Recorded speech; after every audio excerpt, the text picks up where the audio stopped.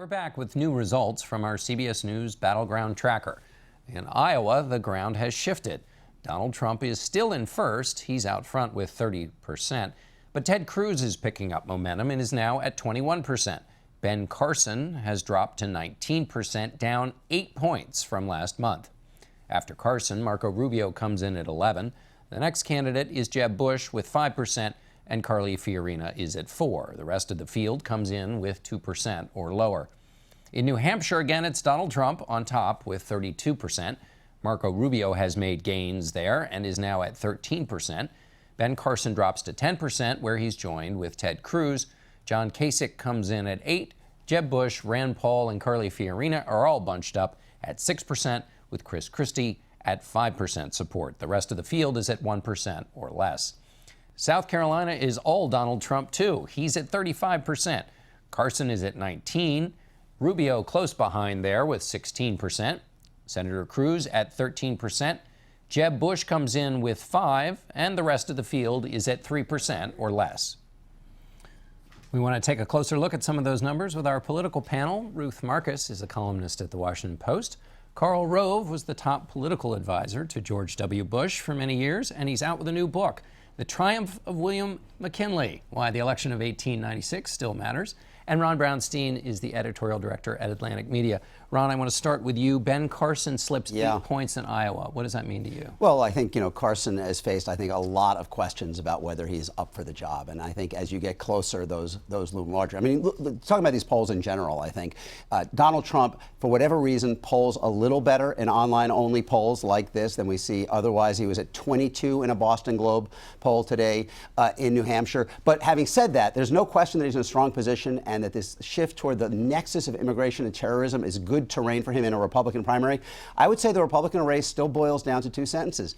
Donald Trump is consolidating the blue-collar wing of the Republican Party. He's at 41% nationally in the ABC Washington Post today among non-college Republicans, and the College Plus, the more white-collar wing, remains fractured. He's at 23 there. No one is really consolidating that. The question is, does the race look different at any point when someone eventually does consolidate that wing? Because it does not look like Donald Trump is going anywhere with his support in the more blue-collar populist part of the party. Karl Rove, your assessment of the Republican field, and has it changed after Paris? I think it has changed after Paris. Your guest on earlier, Senator Rand Paul, is going to suffer in the new environment, as is, I believe, Ben Carson, who is an admirable person but unable to answer these questions. Donald Trump, what's interesting to me is it doesn't matter. Here's the man who was saying, in essence, leave ISIS up to Putin to handle. It's really no concern of ours, and now we're going to bomb the expletive out of him. So it really doesn't matter to him. Ron made the point that he's strong, and relative to the rest of the field, he is strong, but he has a high floor and a low ceiling. Right. And what's going to be hard is for him to move out of where he is. The rest of the field is beginning to consolidate around the notion of it shouldn't and cannot and must not be Trump. And that's bad news for him long haul, and maybe good news for the 2 people in the polls that were moving, Ted Cruz and Marco Rubio.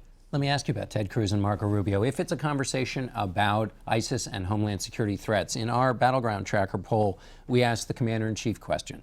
Ted Cruz comes in, 67% think he is ready to be Commander-in-Chief, 51% think Marco Rubio. Now, that may just be affection translating into another question, but on this question of Commander-in-Chief, explain to me what people are thinking when they look at this. Do they want somebody who's just talking strength, or do they want somebody who can talk about the geographic complexity and the different groups fighting? I don't think they know what they want. I don't think they know what they mean when it comes down to specific candidates. They want somebody who seems, quote, presidential in nature, somebody who seems to have a command of foreign policy, who says things that make them feel that they know what they're doing. And look, let's put something else in perspective. We may think we're close because we're going to start voting the 1st of February, but we are a long, long way away from this.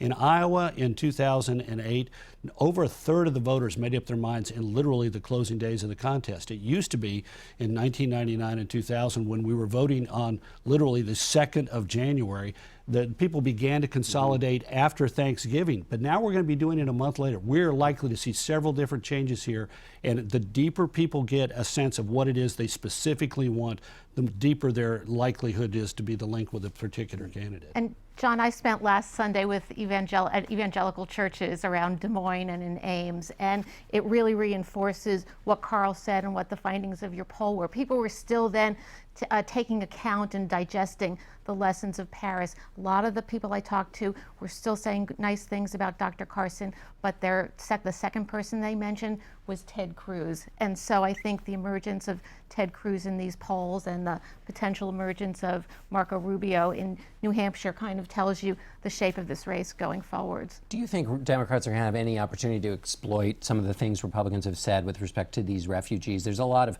outcry on the left, but does that last to the general?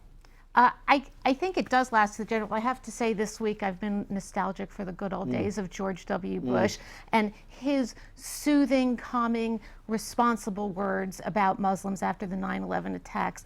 This was a very ugly week for Republicans in terms of their response on refugees. And I think it was something that was exacerbated really by the failure of President Obama to explain to people that they weren't crazy to be nervous, but to understand their nervousness and to explain it away. Karl Rove has to respond to the to the praise from the left, which could be considered an attack. I'm going to ignore the praise from the left and just say, if President Obama had said, you know what, Speaker Ryan, you're right.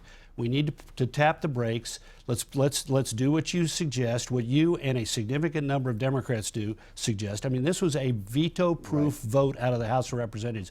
If he had said, you know what, Senate Leader McConnell, take that bill up, get it passed, and I'm going to sign it, and we'll tap the brakes and put in place the things that will require these people to certify. It would not take long, I suspect, for him to make what necessary changes there were, and it would have been a confidence-building measure. The president is exploiting this for politics. He doesn't really care about the practicality. Two very quick points. One is that I think the uproar over the refugees has to be seen as the continuation of a debate that has been going on in the Republican primary about whether undocumented immigrants and the borders are basically a threat to your safety. And I think this is a big theme we're going to see running through.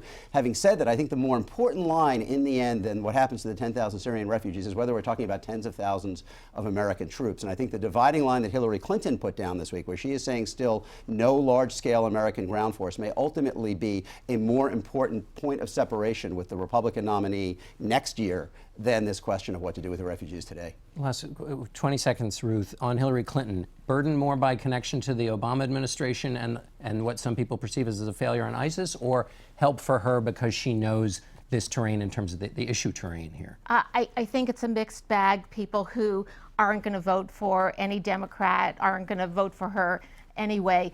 But I think, especially in the contrast with Bernie Sanders, a benefit, and in the long-term benefit. All right, sorry to Ruth. Yeah. Thanks all of you. We'll see you again next week, Mr. Rove, for our presidential authors panel. Thanks all of you for joining us.